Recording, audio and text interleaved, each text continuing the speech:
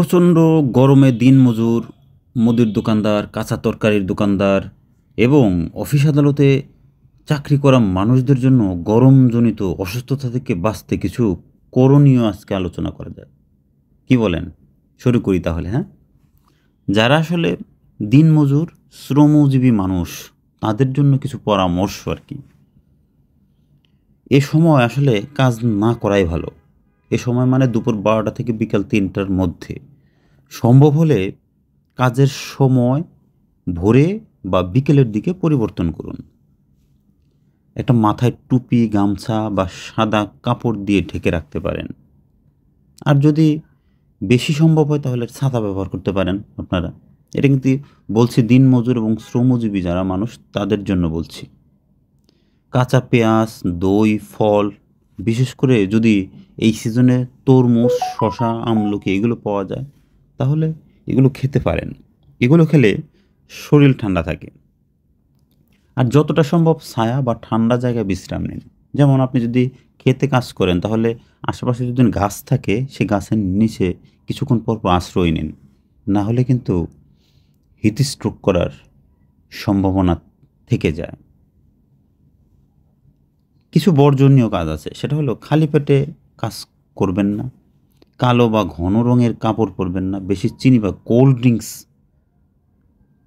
পান করবেন না, তাহলে সমস্যা আছে আর কি। তাহলে এটা গেল দিনমজুর এবং শ্রমজীবী মানুষ, খেটে খাওয়া মানুষ যারা, তাদের জন্য কিছু পরামর্শ আর কি।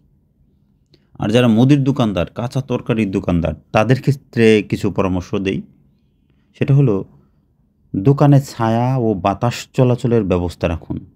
সম্ভব হলে ছোট ফ্যান, যেমন এই যে কিছু স্টর্মি ফ্যান পাওয়া যায়, সে ফ্যানের ব্যবহার বাড়িয়ে দিন বা পানির যে স্প্রে সেটা করুন।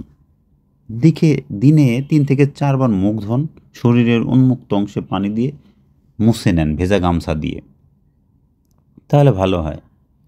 নিজের জন্য ও ক্রেতার জন্য ওরসালাইন বা ঠান্ডা পানির ব্যবস্থা রাখুন। দোকানের ছাদে যদি টিন থাকে তাহলে উপরে ঘাস, চট বা পানির যে একটা ঝাটকা সেটা কিছুক্ষণ পর পর দিন, যদি সম্ভব হয় আর কি। এখন ৩ নাম্বারে আসি, অফিস আদালতে যারা কাজ করি আমরা, তারা আসলে কি করতে পারি আর কি। আসলে এটা তো আমার ভেতর থেকে যেটা আমি উপলব্ধি করছি সেটা আপনাদের সাথে শেয়ার করতেছি আর কি।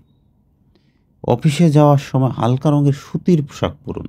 ওই চাকচিক্য, সিল্কের জিনিস, তারপরে মোটা কাপড় এগুলো পরিহার করুন।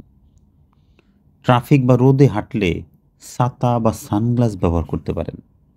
সানগ্লাস তো ব্যবহার করাই যেতে পারে, তাই না? কারণ আপনার চোখে সমস্যা, চোখে আরামের জন্য সানগ্লাস ব্যবহার করতেই পারেন। এখন কে কী বলল সেটা দেখার বিষয় না। আপনার সেফটি ফার্স্ট, তাই না?